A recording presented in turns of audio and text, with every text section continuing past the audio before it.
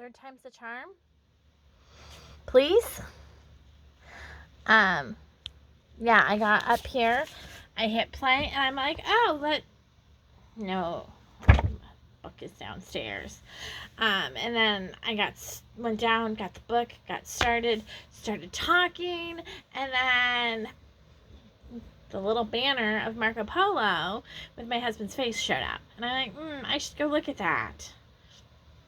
So, third time's the charm. Hopefully. Okay. So, are we ready for this? I hope that you're finding treasures. I hope that you're doing well. And I just want you to know that you will find whatever you're looking for. So if you are looking for God's glory, if you are looking for God's blessings, that is what you will find. If you are looking for misery and how trapped you are, and just how awful everything is, that is what you will find. Okay. If your state is open, I hope that you are being safe. But I also hope that you're having fun and doing some things. And if your state is still closed, well, so is mine. Solidarity. Okay, so we're going to jump in. Right now, we are working on Epic. We are going to start Act 3. If you have not seen the prologue or Act 1 or Act 2, then you should stop right now and go find the other videos and go watch the other things. Because, though it's a setup kind of thing, I think that you need to know the previous chapters in order to understand the book. These are not standalone things. So we are doing Epic, and it's just explaining to us the story that God is telling. It is sharing with us the story that God is telling. This has been a really good read. And can I tell you that you should order it and you should read it, because there are precious little gems in this book. I know last chapter he said something and I'm like, oh my goodness, never occurred to me. Completely revolutionized the way I look at things. And today I was reading this and I had to stop and go, oh, that is why that matters to me so much. That is why I look for that. And then I had to get on Marco Polo and share it with two of my friends. Yeah, because that's what you do, is you share amazing things about God with your friends. That's what you should be doing. We are all called to share the things that we're learning. Now, our platform and our level all look differently. Some of us are just casually over coffee share the things that we learn about God. Some of us, while we're sitting in our Sunday school class or our Bible study group or our small group, we share the things that we learn there. We, as parents, we should be telling our children. As wives, we should be sharing with our husbands. Some of us have a platform. Not all of us have a platform, and that's okay. But all of us should be sharing our gems and our jewels that we find in Scripture. We are all treasure seekers, and we should all, just think of it this way. Anybody who finds a jewel that is rare and precious, they show it off. They share it. They let other people see it. They don't hide it away. They might keep it locked up safe at night, but they share it and they show it.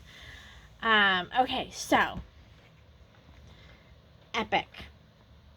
The story God is telling. Act 3. And what did he call it? I just wrote Act 3. I didn't write what Act 3, the battle for the heart. Okay, so Act 3 starts at the beginning of the Bible in Genesis 3. It starts in darkness. And then suddenly there's a voice and there is light. And then another word and some land and another word and all these things just keep happening. God keeps speaking, things keep happening. The world is created. Creation was glorious. And it was like a song. He talked about this in the chapter. And if you have not read The Magician's Nephew by C.S. Lewis, I think that's how the world was created. I think Aslan was singing and breathing, and that's how the world was created.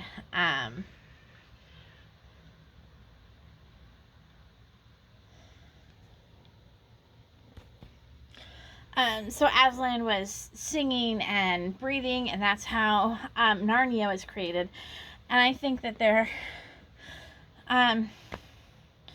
is a level of accuracy to that there was singing going on when God created the world. Ellie Holcomb put out a lovely book called Who Sang the First Song? And basically the premise of the book is that God sang the first song by creating the world. I just love that imagery. Okay, back to epic though. I think that we've forgotten the awe of the world. It's not as awe-inspiring and as glorious as God created. Like, we don't see it as glorious and awe-inspiring as God created it to be. Like, it's kind of the day-to-day has made it lose its lackluster to us. But sometimes something will happen, and we'll be struck by the awe of it. If you've ever gone to the Grand Canyon and you're walking down the trail and those trees split, it's amazing. If you're ever walking outside in the evening and those paintings that God makes in the sky, if you've ever been able to live somewhere far enough north that does Aurora Borealis, or, I mean, if you're south, I don't know what the Borealis is called in the south. Or what the aurora is called in the south. But like, it's just like God, it's beautiful. You can learn something about the author from the story, and you can learn something about the artist from its creation. And I mean, if you've seen the Aurora Borealis, you know that God appreciates beauty. There's no denying that God appreciates beautiful things. So creation is growing in precision and beauty and things like that. And I think it's still growing. Even though sin has entered, it is still growing that. Okay. We are going to look at Genesis 1, 26 through 27. I've looked at this a lot in my other study on our identity, but that's okay. We're going to look at it here too. It's actually really beautiful how these two studies have connected and are on the same page. So if you haven't seen anything in the identity teachings, I suggest you go look at them. Okay, so Genesis 1, 26 through 27 says, Then God said, Let us make man in our image, according to our likeness. Let them have dominion over the fish of the sea, over the birds of the air, and over the cattle, and over all the earth, and over every creeping thing that creeps on the earth. So God created man in his own image. In the image of God, he created him. Male and female, he created them. He created them and placed them in Eden. And I think that he said this, and I truly believe this. And I believe this even more after reading Nancy Guthrie's book, Better Than Eden. We're haunted by Eden. It's like there's something in us that knows what Eden is, and we're haunted by it, and we want to get back to it. After reading Better Than Eden, I really think that there are something in us knows what Eden is, and we desire it. We were created in God's image. How wonderful is that He took the time to create us in His image. We are fearfully and wonderfully made. It's magnificent that He, what He did there with that. Just fearfully and wonderfully making us. We're going to look at another verse. We're going to look at Psalm 8. And I did not tab because I didn't think that I had a whole bunch of verses, so I didn't tab them this time. So Psalm 8, 3-5 says this: "When I consider your heavens, the work of your fingers, the moon and the stars, which you have ordained, what is man that you are mindful of him, and the son of man that you visit him? For you have made him a little lower than angels, and you have crowned him with glory and honor." I mean, what is man that God is mindful of us? Seriously,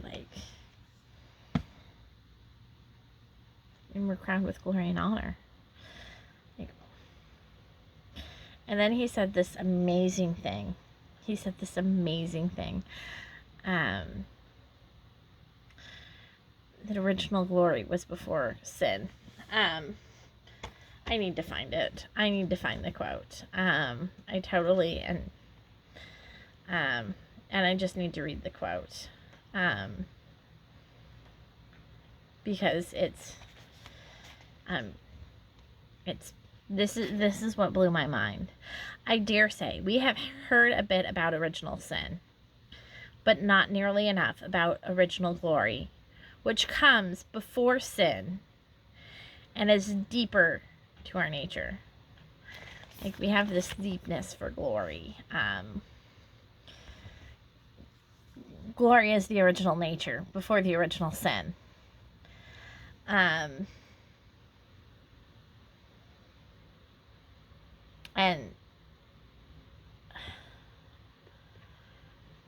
it was once way more than what we had now. So the greatest treasure that we have is our heart, because it enables us to love. Happiness and hope are unreachable without the heart, but with the heart comes free will. And this is something that I read, and it made me very sad because of how true it is. With the heart comes the freedom to reject God.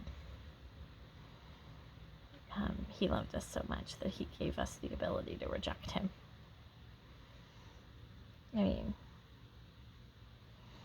And He gave us free will and the rejection and the ability to reject Him after the rebellion of heaven.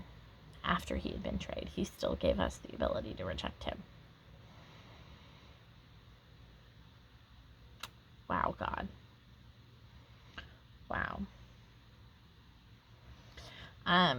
And some people go, well, I'm just going to ignore God. It'll be okay.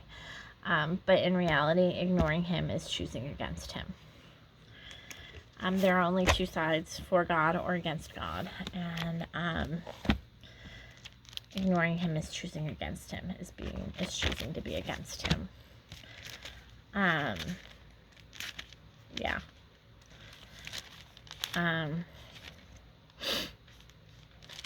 All right, we're going to look at Genesis 3, 1-6.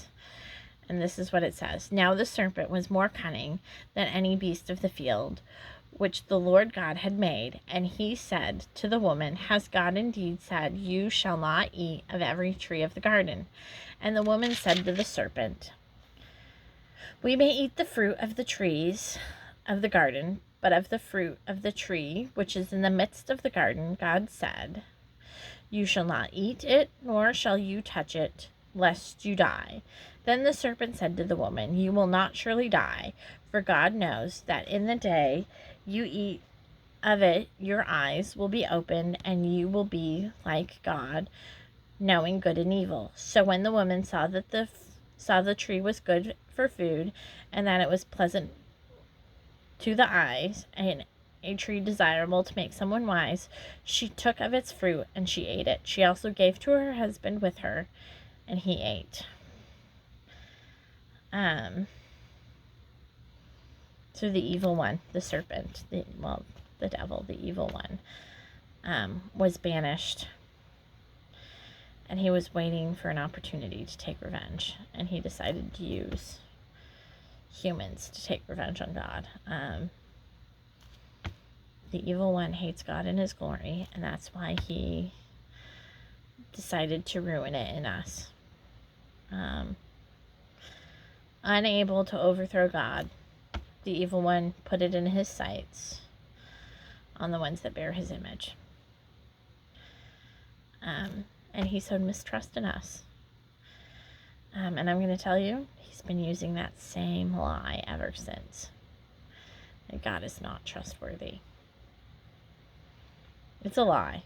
God is very trustworthy. But he's been selling the same lie. God's not trustworthy. Ever since, and we keep buying it. Sin spreads like a virus. And you can't wear a face mask and stay in your house and hide from it. You still get sin. All right. Yeah. Sin spreads like a virus. So we're going to look at Genesis 6. 5 through 6 for this. And this is what it says. Then the Lord saw that the wickedness of man was great in the earth. Okay, I had to pause to talk with the little person, so I'm just going to start back over. Genesis 6, 5 through 6 says, Then the Lord saw the wickedness of man was great in the earth, and that every intent of the thoughts of his heart was only evil continually. And the Lord was my monkey on the bed. And the Lord was sorry that he had made man on the earth, and he was grieved in his heart. So that's the case there. Is that sin just keeps growing, and it grieves God to see our sin. Like, God is not happy that we are sinners. One of the things we need to do, though, is we need to stop shifting blame and take responsibility for our sin. We need to realize that evil has some control in the story. And he talks a lot about different stories in here. He talks about The Matrix and The Lord of the Rings and the one about Scotland.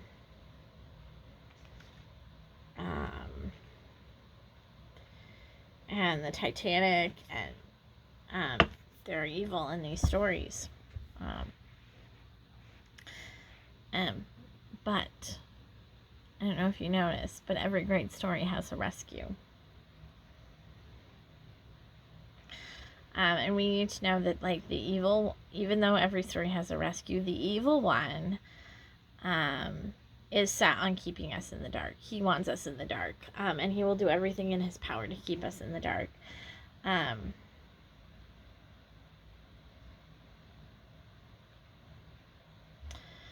God is trying to rescue a captive people that have no clue that they're captive. So this is not an easy thing to do. People who are completely unaware that they're captive. Most people have no idea that we're captive to this evil. They don't even acknowledge the evil, so why would they know that they were captive to it? But we are. So what does the king do? To rescue us, the King takes on human flesh and enters our story on our level. He seeks us. He seeks us, and he looks after us, and he does great things for us. And we're going to look in Jeremiah 24:7, and this is what we're going to see. Then I will give them a heart to know me, that I am the Lord, and they shall be my people, and I will be their God, for they shall return to me with their whole heart. That's what he does for us. Isn't that beautiful? He rescues our heart and gives us the ability to stop rejecting him. He will die to rescue us. He will die to rescue us. And Jesus gave his life to ransom us from evil. Jesus gave his life to ransom us from evil. And he has come to save us in every way a person can be saved. It's the gloriousness. That's how Act 3 ends, is with Jesus rescuing us in a very real and personal way. But that is not the end of the story. That there's actually a fourth act to the story, and let me tell you, I think the fourth act is going to be the best one yet. Take a moment, go find me on Facebook, go find Better Than Rubies on Facebook, go find Better Than Rubies, PRO 3110 on Instagram. Subscribe. You're sitting here on YouTube right now, hit the subscribe button.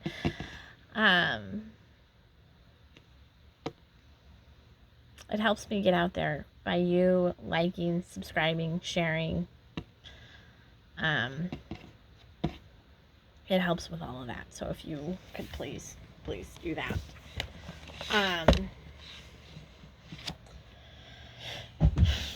We have 2 more, and then I will take a week off, and then we'll start a new book.